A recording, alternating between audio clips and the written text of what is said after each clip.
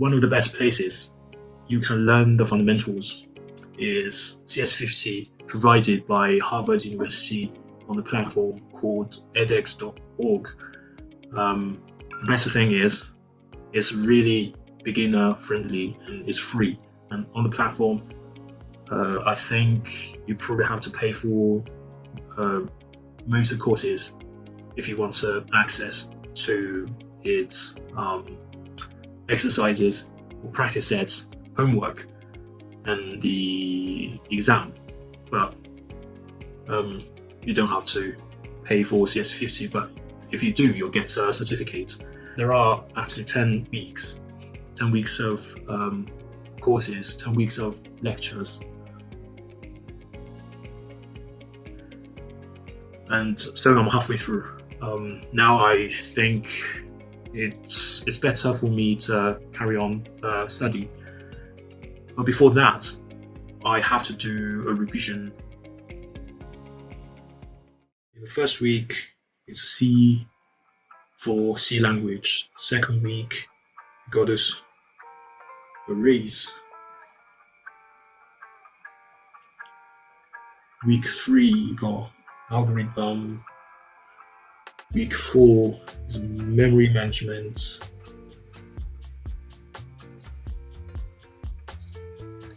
Now it's week 5, data structure.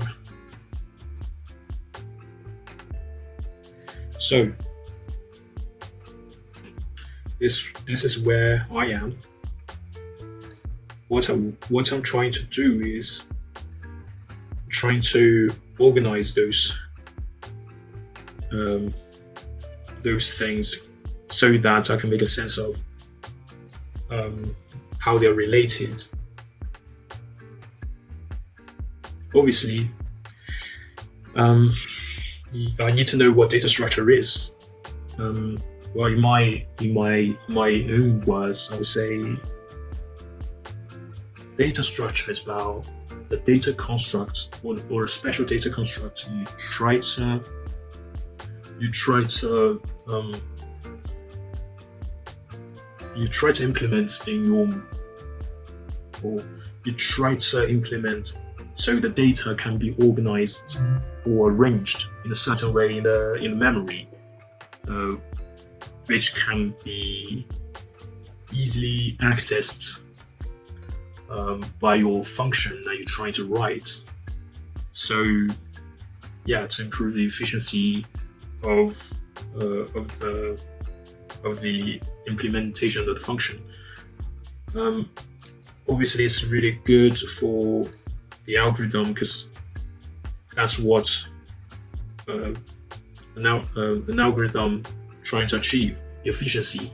And the algorithm basically just instructions you try to follow, or a guideline you try to follow when you write the program. When you run it,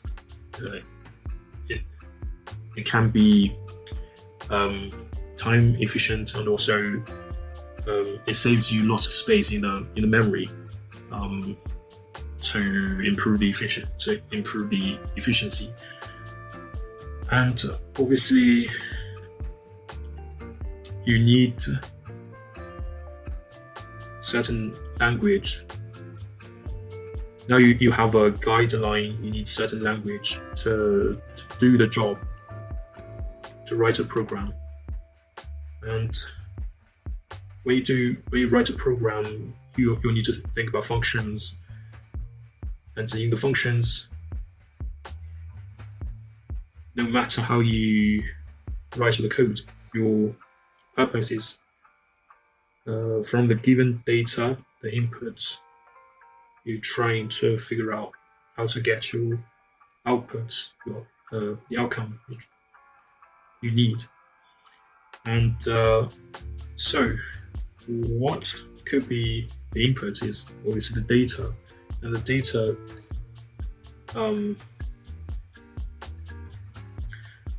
the numbers can be arranged into arrays, and then using the data, and then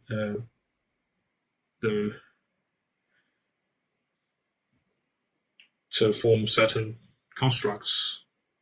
Well, they together, obviously, it's going to be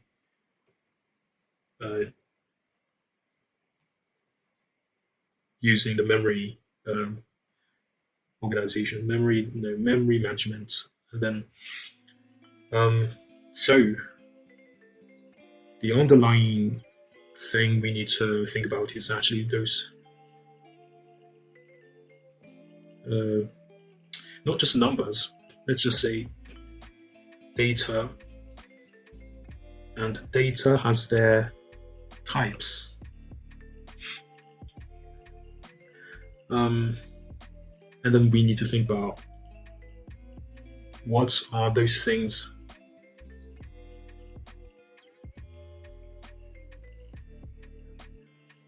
mean for a person and for a computer. Yeah, for computer only they can only recognize 0 and 1. That's the only thing they read, 0 and 1. So it's our job to convert different data into 0 and 1s, how to organize those 0 1s so to make a sense. Now we just need to think about from 0 and 1s. We want to use the two numbers, the combination of two numbers, those two numbers to present different messages. For example, we can use 0 and 1 to represent the other number we use in the daily life. For example, from 0 to maybe trillions, although we don't really use so huge numbers, and we can use 0 and 1s to represent different symbols, characters, colors, that kind of things, and many other things. For example, yes and no. So let's focus on the conversion between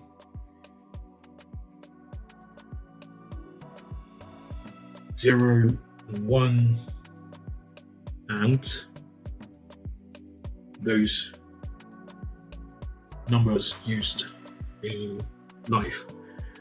So we call this 0 and 1 binary.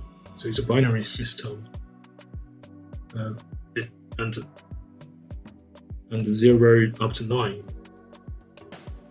a decimal system. So it's decimal. It's different. They're just different ways of representing numbers.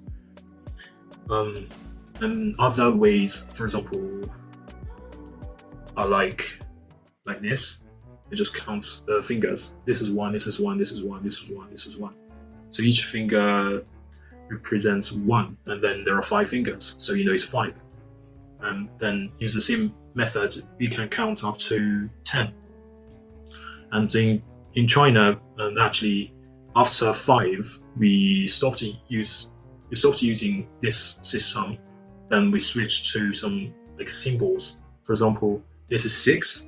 It doesn't. The numbers of fingers actually are irrelevant. This whole symbol means 6.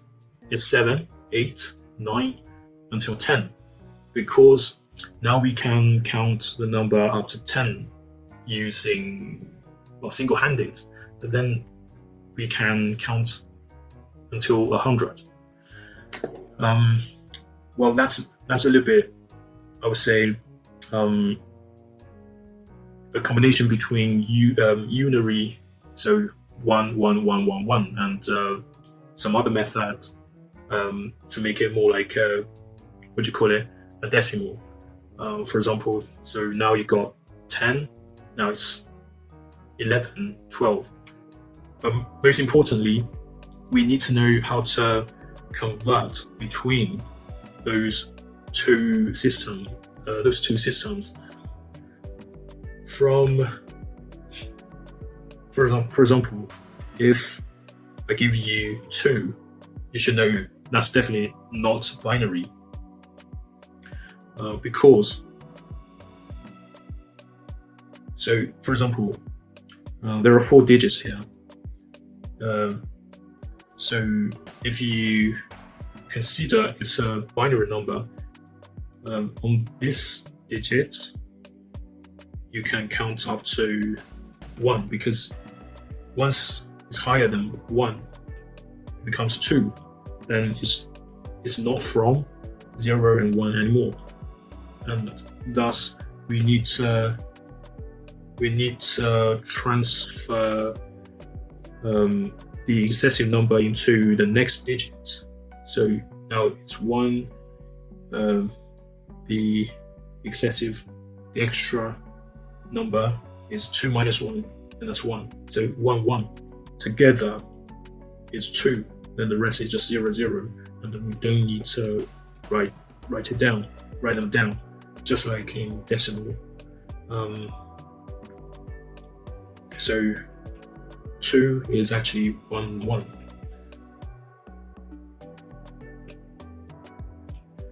Right. What if I want to convert, say, 7 into a binary number? It's actually really troublesome if we use the same way to try. Basically, it's like a try and error. Just like 1, should just try.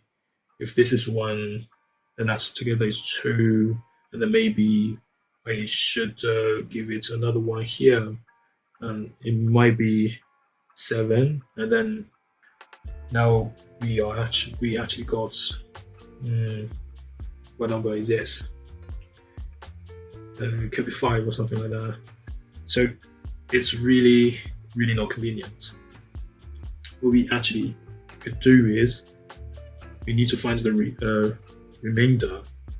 For example, you divide it by 2, then you get 3, and the remainder is 1, and divided by 2 again, you got 1, and so the remaining is 1, and then you divide it by 2, and you found out 1 is smaller than 2, so you can't do it anymore. You got 0 here, and you just copy that 1 here. Oh, that's actually 1. Perfect. And we want to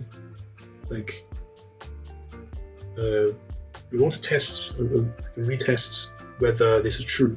So we just need to think about what binary mean. Binary just means for each digit it can only have 2 values. So the first digit is like that, times 1. The second digit is 2 to the 1 times 1, because we just copied a 1 here. The third digit got 2 to the power of 2, still times 1. Then this is 1 times 1 is 1, 2 times 1 is 2, and 4 times 1 is 4. Together we get 7. So yes, indeed, it is 7.